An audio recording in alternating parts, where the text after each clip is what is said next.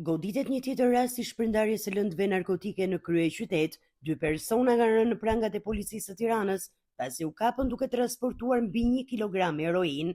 Operacioni u zhvillua në kuadër të fazës së tretë të aksionit koduar Zonat, i fokusuar në goditjen e rasteve të furnizimit dhe shpërndarjes së drogës në zona të ndryshme të kryeqytetit. Në pranga u vun 51 vjeçari Gëzim Muhameti, banues në Tiranë, dhe 35 vjeçari Julian Prençi, banues në Gjirokastër. Sipas policisë, arrestimi i tyre u bë në rrugën Prokop Mina, pas informacioneve të siguruara në rrugë operative. Gjatë kontrollit të automjetit me të cilin lëviznin, efektivët gjetën dhe sekuestruan 1 kilogram e 71 gram heroin.